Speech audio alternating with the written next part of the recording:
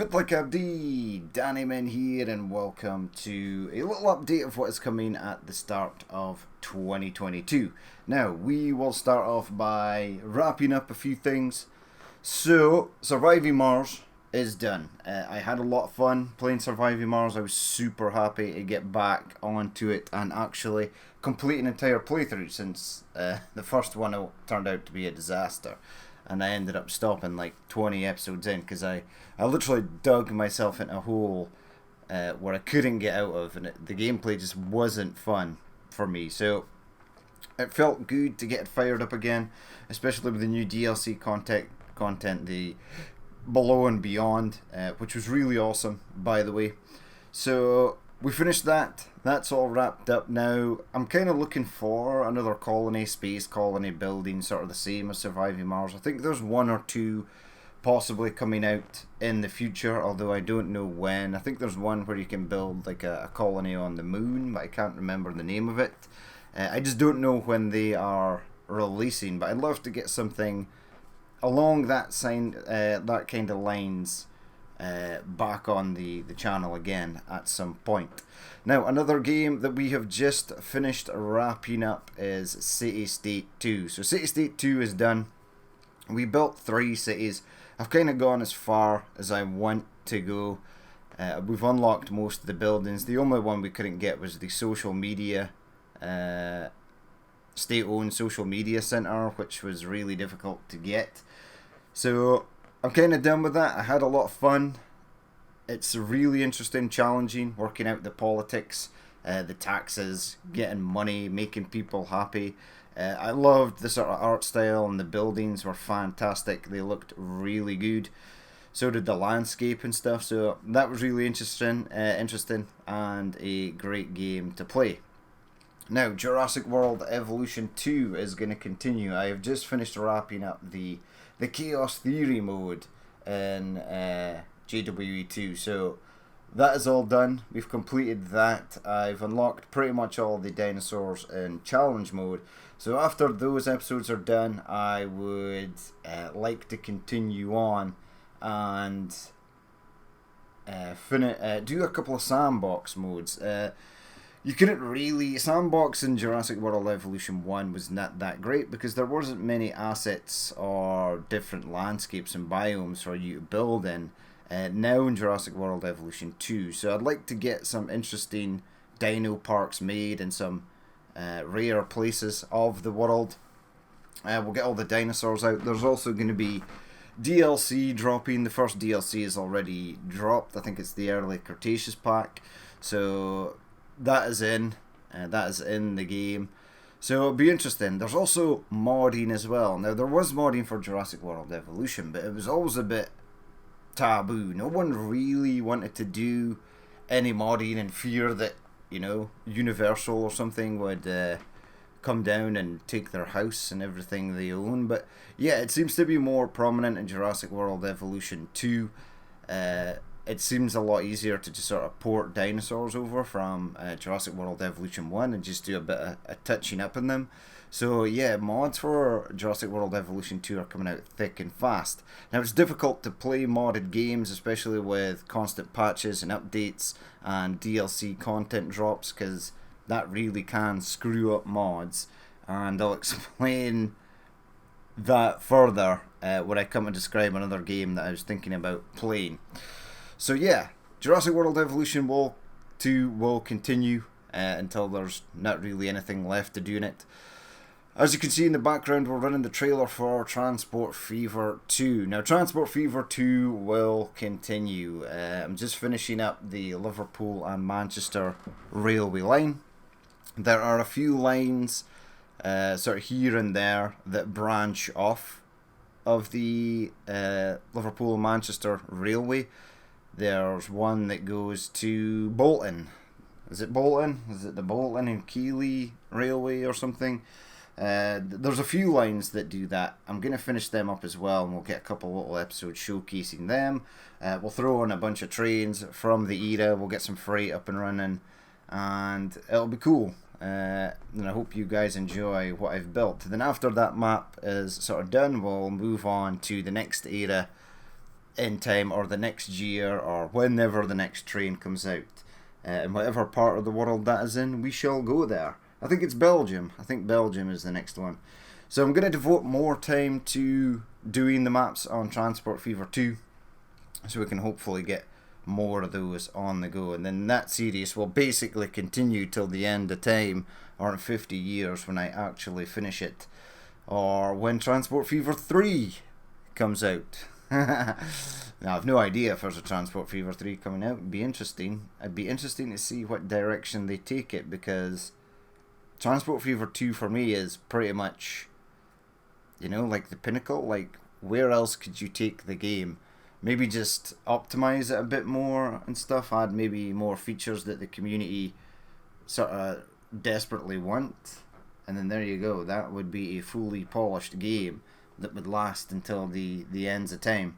Also, there's continuous new mods coming out for Transport Fever 2 every day, so there's always something new on the workshop. But that's it for the games that are finished, the ones we are currently playing. Now, we need to fill a gap, and we'll get to the sort of new stuff that I might be covering, but there's another game that I would like to cover as in this topic as well. So, on to Train Life. Now, Train Life is a game I knew nothing about, and then all of a sudden it popped up out of the blue, out of nowhere, and it turns out that it is fantastic. It's got the beans of being an amazing game. It's not as simulator bound as sort of something like Train Simulator or Train Sim World, but it's got some of the stuff there, and it's also got none of the constraints of Train Simulator or Train Sim World. You're not restricted to a single section track that you're doing a scenario or a train journey on. You can go anywhere you want.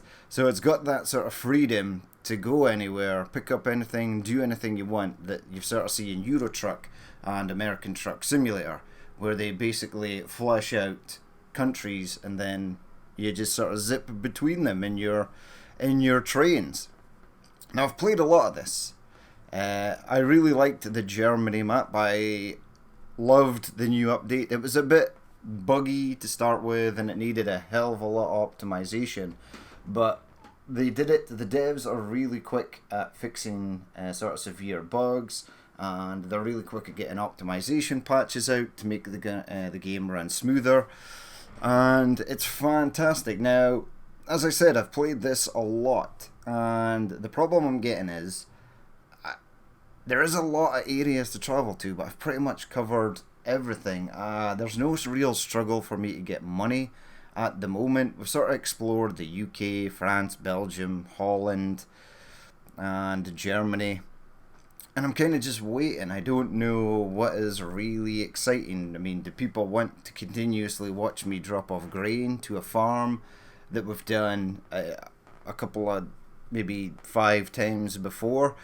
I don't know. I want things that are sort of new and interesting. So we're gonna keep Train Life on the channel, but I'm gonna postpone it. Now, it's gonna be postponed until Update 2 comes out. Now, when Update 2 comes out, it will add Czech Republic and Poland to the map, so we'll be able to explore the east a bit more. It's going to add another train, it's going to add some more scenarios, a couple little mini games, I think it said.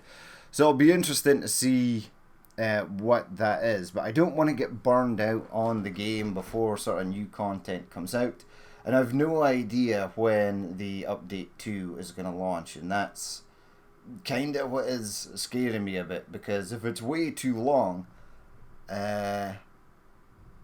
I suppose it doesn't matter to me. It's the game mechanics are still going to be the same, but maybe people who like to watch Train Life will have this really anxious wait for it to reappear, and I probably won't play it on the day of launch, Update 2, because as we noticed in Update 1, it needed, and the new areas of the map needed a super amount of optimization.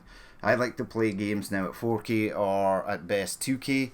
Going back to 1080p, not really. Once you've gone to 4K and 2K, you don't really want to go back to 1080p. So minimizing the game graphics down to that sort of standard I don't really want to compromise and do that. So I'd have to wait a couple of days for an optimization patch possibly to come in. Depends on how well optimized update 2 is on launch. We'll have to wait and see. But yeah, so I don't want to get burned out in the game. I'm sort of struggling for things to do now and make it interesting, etc. We've owned every train, we've driven every train, we've pretty much been to every industry, every station, and I really don't know what more to do until the new areas of the map come out. They are going to be adding rain and snow and later updates as well, so that should be fun. But yeah, so Train Life is literally going to be postponed until update 2 comes out. Now, what is going to fill Train Life? I don't know. Maybe, perhaps, this. Now, for the enlightened above, this is Train Sim World. Now, I've played quite a lot of Train Sim World. I've always wanted to do sim games on the channel. In fact, at one point, I was thinking about just doing a channel that was purely sim games. Train Sim World, Euro Truck Simulator, American Truck Simulator, Flight Simulator, DCS, Star Citizen, even The Sims, because The Sims is basically just a life simulator. But yeah, I was thinking about adding a second channel and just doing sim games because they are really fun, and they're a different genre from the sort of the city builders and tycoon games that we normally play on the channel. But yeah, Train Sim World. Now, I might do this in between Train Life updates. I don't really know. The problem is I've played quite a lot of Train Sim, and I'd like to possibly start it again from a new account and have it like be a journey from start to finish, go through the DLCs and stuff.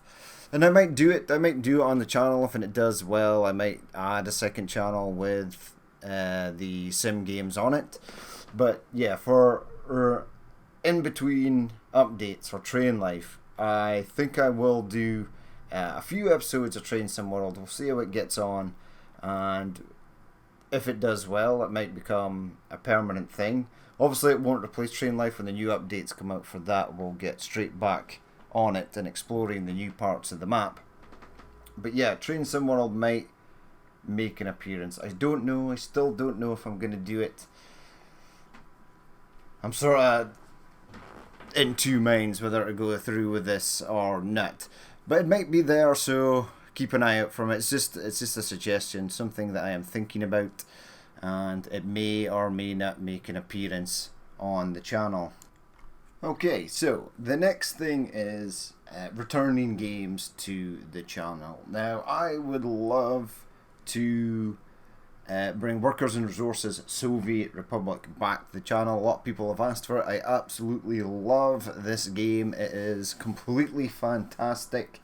Hats off to 3 Division for coming up with such a gem. And it's a magic game. It really is good. However, there's a problem. And for me, it's with the development. Now, the development of this game is really good. The devs are great at fixing bugs, etc. And they're really good at updating the game. Now, that is the problem I have. So, I play Workers, Resources, Soviet Republic with a lot of mods installed. And I've tried to do it twice now. I've tried to do 2 playthroughs of it using mods and building up my own little Soviet Republic. But there's an issue. They drop these massive content updates that completely change the game mechanics and how things work. Now, this is great because the content they often release is normally fantastic and adds so much more to the game, more mechanics, more things for governing your Soviet kingdom. But it's a problem because when it changes game mechanics like that, a lot of the mods break. And that is normally the gist of what happens when new content is added to a game. The modders need to go back and reconfigure their mods to adjust for the new content that has just been released. Now, mods are great, and Modders are the unsung heroes of the video games world because they add more playability and variety to a bunch of different games.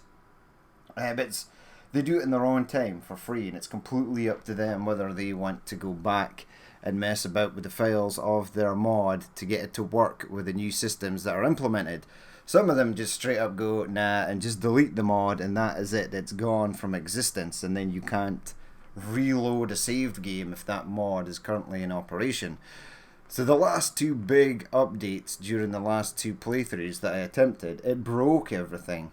Another thing is the actual gameplay, even if you're not playing with mods, right?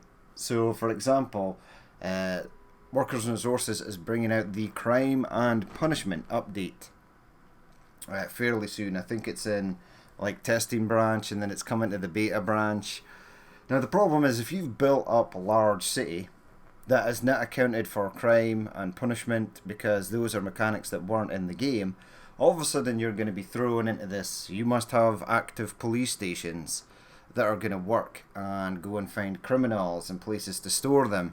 And if you've built up a large city and with no infrastructure for doing that because it didn't exist up until it got released, then yeah, it's going to ruin your city. You're going to find it very difficult. You're going to have to delete buildings, move stuff around, and try and force yourself to build the buildings that you need to sort of implement what has been added to the game. Normally these changes are great because they add more playability, but they change up the game mechanics so much it's difficult to sort of work around them. And it's the same with mods. There are a lot of mods on Steam Workshop for Workers and Resources, Soviet Republic. There's an unholy amount of mods. I have downloaded literally tons of them. A phenomenal amount, because most of them are pretty awesome. And there are modded police stations. Now, you can place these police stations. They don't do anything because Crime and Punishment isn't implemented at this moment. And they might just look good in your city, you know. Oh, here's the police station. It doesn't do anything, but for an aesthetic purpose, it looks good. That's what you'd find in most major towns and cities, is a police station of some sort. And then it's going to implement Crime and Punishment, but those actual buildings are not going to be capable of dealing with it unless the modder goes back, reworks the files to say that, right, this is now an actively functioning police station. It can house 4 police cars. It needs police officers to work there, and it can hold like 10 criminals in its jail cells. It's going to need heating, it's going to need power, all that extra stuff. So you're at the mercy of stuff like that. Now, I love playing early access games. I'm starting to see that more games are bringing out demos and prologues and stuff. Does anybody remember demos? Demos were great because it gave you literally a polished single part of the game that you could play and say, hey, I like this, or this looks good, or if this releases in this state with this sort of gameplay, I'm in, I'm buying it. But now you get early access, and things are constantly being updated all the time, and like early access games like release in a sort of really rough state, and then you watch them get polished and finished off over time. But yeah, this is the problem I have. It's not fully released. So these major updates that they add, that are a lot of fun and add more playability to the game and make it an even better game than it is now, it just breaks stuff. It breaks everything. And as a content creator, it's not nice to sort of go through halfway through a series and go, I need to stop this because I've not planned for this update that I didn't know was going to happen. I mean, they've got the roadmap. It's a pretty detailed roadmap. It's pretty good, actually. The three division roadmap. It shows you what they're working on, what they've completed, what is coming up in the next. They do lots of dev blogs and give you lots of information.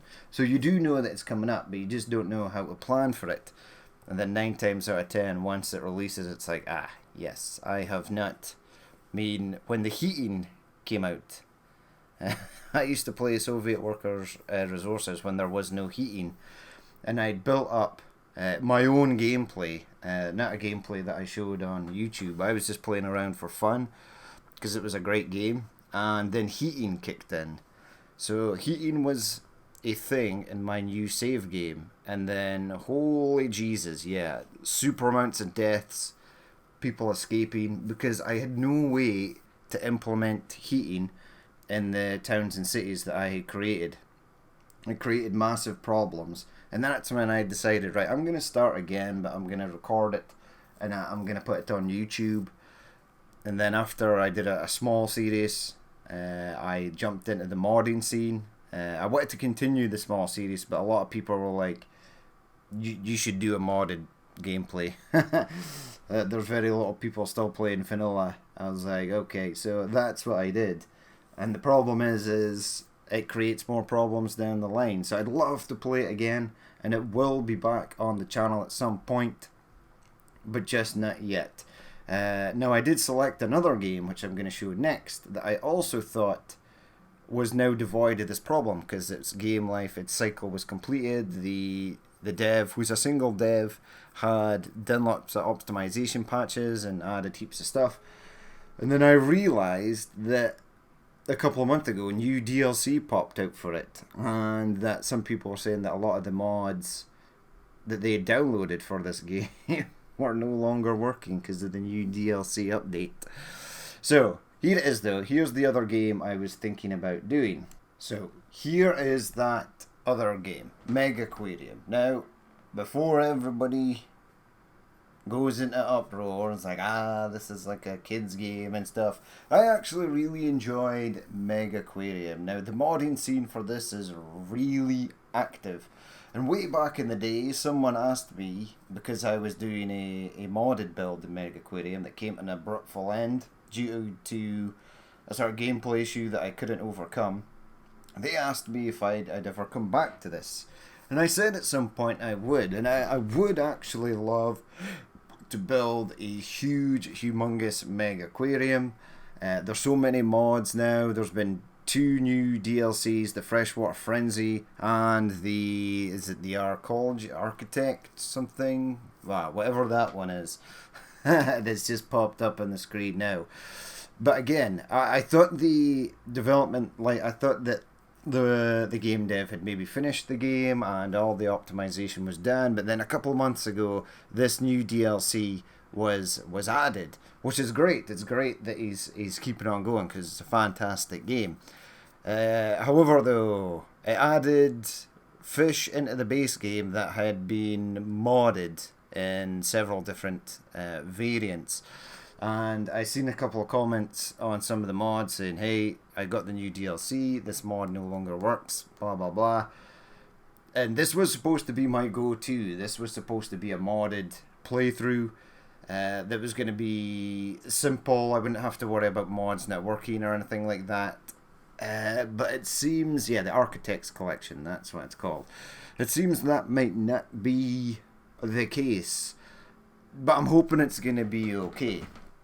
Now, the reason I stopped the first series is because I wanted to build an absolutely huge, gigantic aquarium, tons of sharks and whales, and make these huge exhibits and design the rooms that the sort of tanks and stuff were in. And I could do that up till a certain point. The problem was that you could not get unlimited staff. So once you had so many exhibits, you couldn't do anything else. You had this crazy death spiral where even if your staff were fully leveled, they couldn't cover every tank in your aquarium. Now, I've heard that staff generation has now become unlimited, so you can have unlimited staff members. And as well, on the old PC, it was super laggy when there was a ton of fish on the go, but I think it's been optimized a bit more, and with the new rig, it should be a lot better. Now, it's a great game. It's very colourful, vibrant, and I really want to do a really huge modded aquarium build, including the Freshwater Frenzy and the Architect's Collection or Paradise or whatever it's called. So I might do that, but again, both games might suffer from the same problem. New updates and patches cause mods to break, so it's difficult to do modded playthroughs, but we'll see how it goes. Whichever one you see on the channel first, you know that we're going to do a modded build on that, whether it's Workers and Resources Soviet Republic or Meg Aquarium. I'm thinking Meg Aquarium first. I'd love to get that done and wrapped up. I was super upset that I couldn't finish the first aquarium, Mega Aquarium, that I was actually building. I really wanted to get that done, and I wanted to see how awesome it could have been and looked with all the different fish and sharks and whales. There's even prehistoric creatures been modded into the game. There's snakes, manatees, you name it. So I'd love to go back and do that. Do a proper huge mega aquarium. It allows me to be a bit more creative as well with all the assets and stuff that you can place. So yeah, I'd love to do this again. Right, now on to a new game. A completely new game, not one we've played before. This one is coming out soon, and I'd like to do a playthrough of it. And here it is. In the background is Builders of Egypt. Now, they brought out a prologue to this, a demo. I've heard it's pretty solid. I'm going to do a playthrough of the demo and cover it pretty shortly. Now, this game doesn't appear until, I think it's 20th of March 2020 is the scheduled full release date. So that's obviously a fair while off. But this game looks really good. It's been a long time since an Egyptian city builder appeared on our scopes. There's not been one in so long. But it looks really well done. The graphics look great. The mechanics of the game look great. It kind of reminds me of Workers and Resources Soviet Republic, but back in ancient Egypt. So that's going to be really cool. Now, as I said, it's scheduled for release date of March 2020, 2022. That is the scheduled release date. Obviously, due to pandemic and stuff, that may slip. We'll just have to wait and see. But I'm hoping that another game will be wrapped up by then. Perhaps Jurassic World Evolution 2 will be finished, and we'll be able just to slot this straight in its place when it arrives. So looking forward to that when the time comes, and keep an eye out for the demo. I know other people have played the demo. I've never gotten around to it. It's a game I've been looking at for a while as well. But obviously, because it hadn't been released or there's no early access, we were limited to figuring out when the full release date was coming before announcing that I was going to be playing it on the channel. So that is going to be it for at least the start of 2022. Now, love these games or hate them, that is what is possibly coming. And I'm looking forward to starting new things. It's a nice relief every time you sort of wrap up a game like City State 2 and Surviving Mars. It was a great sense of a sort of achievement to get those done and commit to them and playing. Well, I didn't play City State all the way through. You probably could do about 1 billion episodes on City State if you were to build in all the sort of country tiles that are available to you. But yeah, I'm looking forward to starting new things. We've got new subs, lots of comments. Again, thank you always for the support. It is mega appreciative, and it keeps you going as a sort of content creator. So yeah, looking forward to the year ahead. As I've said many times, hopefully it can't be as bad as 2019, 2020 and 2021 were. No, 2019 was okay, wasn't it? I think it was just 2020 and 2021 were pretty garbage. But that's going to wrap it up for this little look at what is possibly coming in the future. Leave a comment, let me know down below what you think. Leave a like, dislike, absolutely up to you. It's your preference. And as always, I've been Danny Min, and I will catch you later.